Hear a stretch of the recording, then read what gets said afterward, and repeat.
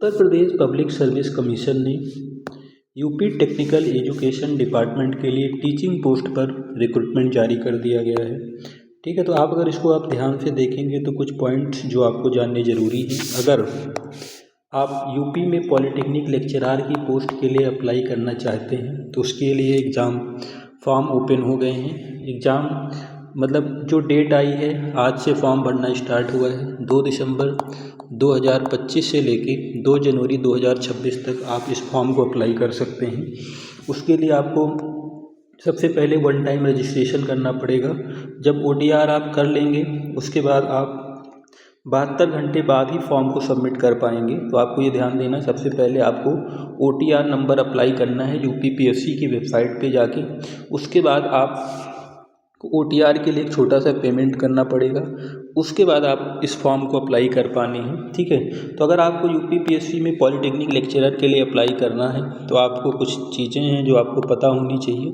Application fees जो decide की गई है वो अनरिजर्व कैटेगरी के लिए और जो EWS कैटेगरी और OBC कैटेगरी है, एग्ज़ाम फ़ीस 200 रुपये है और ऑनलाइन प्रोसेसिंग फ़ीस 25 रुपये है। तो टोटल 225 रुपये एग्ज़ाम के लिए आपको खर्चा करना पड़ेगा अगर आप फॉर्म भरना चाहते हैं। उसके अलावा शेड्यूल कास्ट की कैटेगरी के लिए 80 रुपये एग्ज़ाम फ़ीस और 25 रुपये प्रोसेसिंग चार्ज, तो टोटल 105 रुपये। PWD कैटेगरी में जो है उनको टोटल 25 रुपये देना है और एक्स सर्विस मैन के लिए ये फ़ीस 105 रुपये है प्रोसेसिंग फ़ीस को मिला के।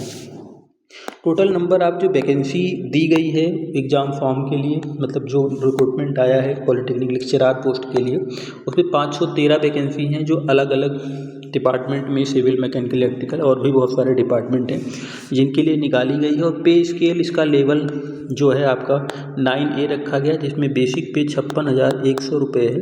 आपको फॉर्म भरने से पहले ये बात भी याद रखना है।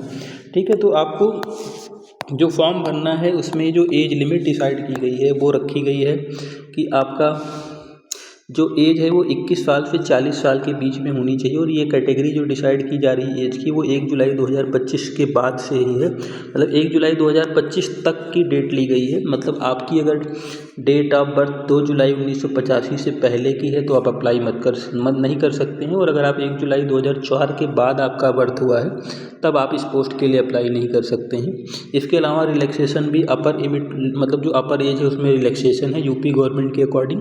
तो 3 साल और 5 साल का जो OBC कैटेगरी का रिजर्वेशन है 3 साल का, और 5 साल का जो SC ST कैटेगरी का वो आपको ध्यान देना है, इसमें मिलेगा। इसके अलावा कुछ जैसे सिलेक्शन प्रोसीजर जो है उसमें सबसे पहले आपको एक रिटन पेपर देना पड़ेगा। पेपर 1 और पेपर 2 एक ही दिन में होगा और उसके बाद इंटरव्यू का बेसिस पे ये सिलेक्शन क्राइटेरिया रखी गई है। तो आपको एक चीज़ और ध्यान से देना है कि इसमें जो वैकेंसी आई है वो अलग अलग पोस्ट के लिए कितनी आई है, उसको मैं आपको दिखाता हूँ। उसके बाद हम लोग बात करते हैं आगे की चीज़ों के लिए। जैसे ये आपका पेपर पैटर्न है। पेपर पैटर्न में आपका पेपर 1 होगा और उसी दिन पेपर 2 होगा। इन्हीं के बेसिस पे आपको इंटरव्यू के लिए क्वालिफाई किया जाएगा।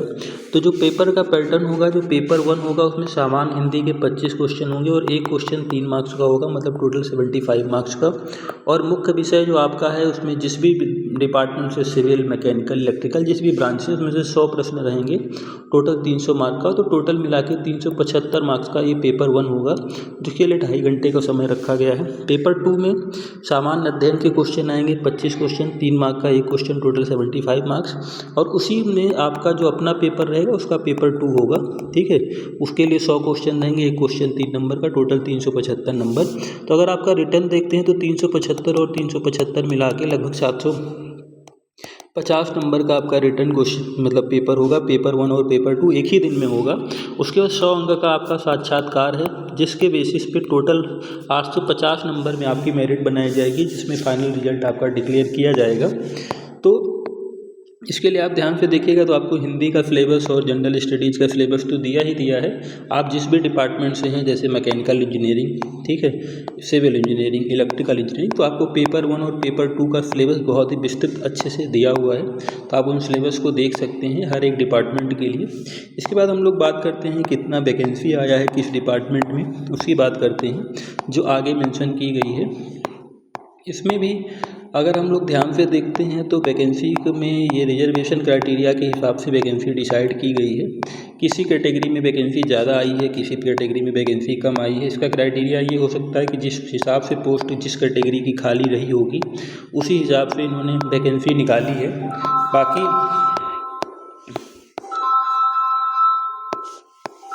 ठीक है, तो ये मतलब जो हमारा नंबर ऑफ रिक्रूटमेंट से जो आए हैं उनके बारे में यहाँ पे दिया हुआ है अपेंडिक्स 4 में।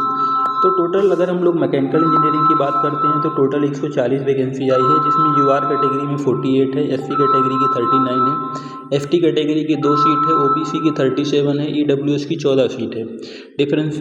और टोटल मिला के वुमेंस के लिए भी 28 सीटों को रिजर्व रखा गया और 7 वैकेंसी जो हैं आपकी एक्स सर्विसमैन के लिए हैं। उसी तरीके से इलेक्ट्रिकल में 52 वैकेंसी है, सिविल में 62 वैकेंसी है, इलेक्ट्रॉनिक्स में 77 है, केमिकल में 14, कंप्यूटर में 43, 3 वैकेंसी आपकी पेन टेक्नोलॉजी में, 1 प्लास्टिक मोल्ड टेक्नोलॉजी में, 4 टेक्सटाइल में, 3 फुटवेयर में, 1 टेक्सटाइल केमिस्ट्री में, 1 लेदर टेक्नोलॉजी में, 1 इंस्ट्रूमेंटेशन एंड कंट्रोल में। WS मतलब वर्कशॉप सुपरिटेंडेंट के लिए भी 10 पोस्ट आई है। आर्किटेक्चर में 6 है, फिजिक्स में 24 है, केमिस्ट्री में 21 है। और इसके अलावा आप ध्यान से देखिए तो इंग्लिश में भी 18 पोस्ट है, मैथ में भी 32 पोस्ट है। तो टोटल 513 पोस्ट आई हैं जो अलग अलग डिपार्टमेंट में हैं। इसमें से जनरल कैटेगरी के लिए 176 पोस्ट है, एससी कैटेगरी के लिए 124 है, एसटी के लिए 4 है और आपकी जो ओबीसी कैटेगरी है उसके लिए 163 है, ईडब्ल्यूएस कैटेगरी के लिए टोटल 46 सीट है। ठीक है, तो अगर आप इस पोस्ट के लिए अप्लाई कर रहे हैं तो आपको ये भी ध्यान देना है कि आप अगर रिजर्वेशन के लिए अप्लाई कर रहे हैं तो आपके पास प्रॉपर रिजर्वेशन सर्टिफिकेट होना चाहिए। जिस भी मिनिस्ट्री या जिस भी जगह से बनता है उसको आप प्रॉपर चैनल के थ्रू बनवा सकते हैं, उसके बाद ही अप्लाई करिए। डेट एग्ज़ाम की भी ये सुनने में आ रहा है कि ज़्यादा दिन का टाइम नहीं मिलेगा, 2-3 महीने का ही समय मिलने वाला है पेपर के लिए। तो अगर आप एग्ज़ाम फॉर्म भर रहे हो तो अभी आपसे सीरियस होना पड़ेगा। कुछ डिपार्टमेंट में वैकेंसी बहुत कम है, जैसे केमिकल इंजीनियरिंग, सिविल में भी संख्या के हिसाब से ज़्यादा वैकेंसी नहीं आई, सिर्फ 62 वैकेंसी आई, इसमें भी जनरल कैटेगरी के लिए सिर्फ 20 पोस्ट है। तो अगर आप जिस भी कैटेगरी से अप्लाई कर रहे हैं आपको ये ध्यान देना होगा कि आप प्रॉपर 2 जनवरी से पहले एग्ज़ाम फॉर्म भर दीजिए। और अगर आपको एग्ज़ाम के लिए बहुत सीरियसली तैयारी करना है तो आप एक प्रॉपर चैनल के थ्रू एक टाइम टेबल और स्लॉट्स बना के तैयारी करिए। ठीक है।